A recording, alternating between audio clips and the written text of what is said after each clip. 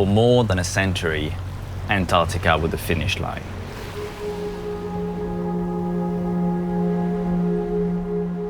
A white blank at the bottom of the world, a continent imagined as empty.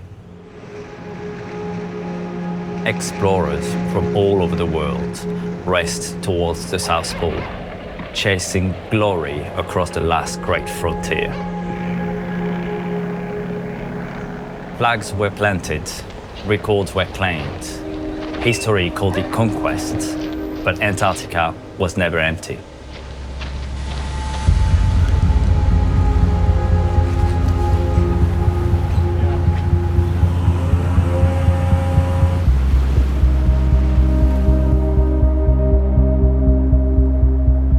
They came for the rich products of the whale, which went into soap and cosmetics, candles and margarine, and later into animal feed and fertilizers.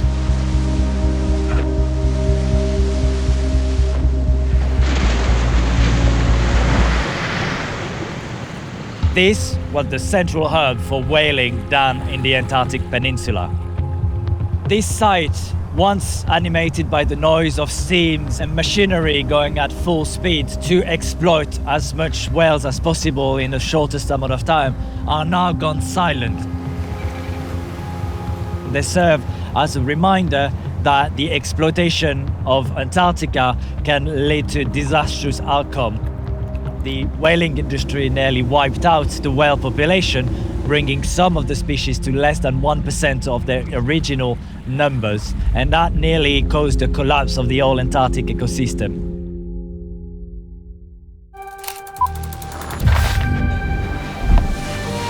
Thanks, please prepare forward for launch. All station, we are underway.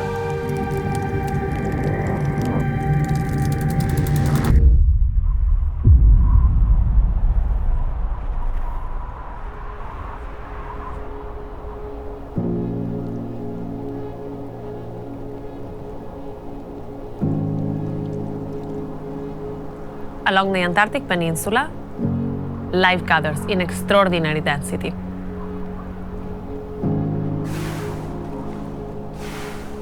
Whales trace migration routes older than any human map.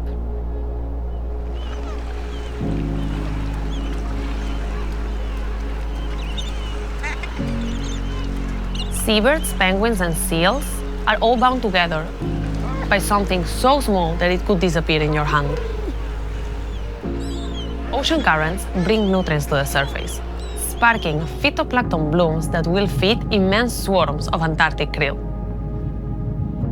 And Antarctic krill is the foundation of this entire ecosystem, because in Antarctica, everything eats krill or eats something that does.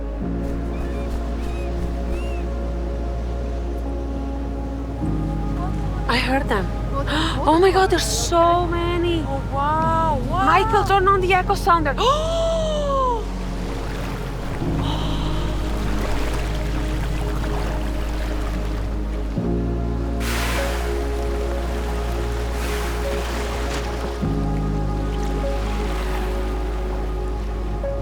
Wow, they're everywhere. Wow, another mouse.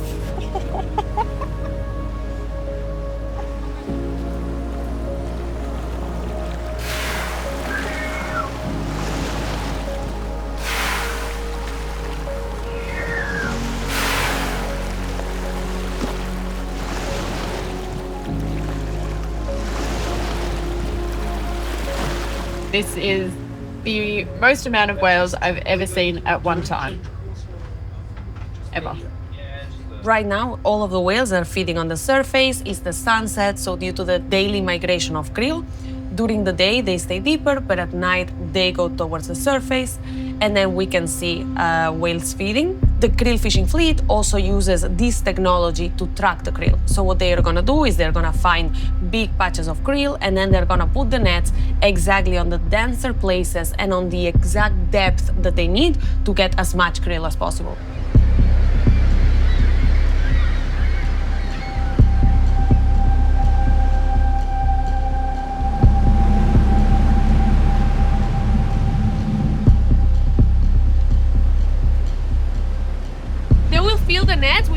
10 tons of krill, and then they pull out this krill on deck, empty it in a storage, and then pull the net back in within half an hour.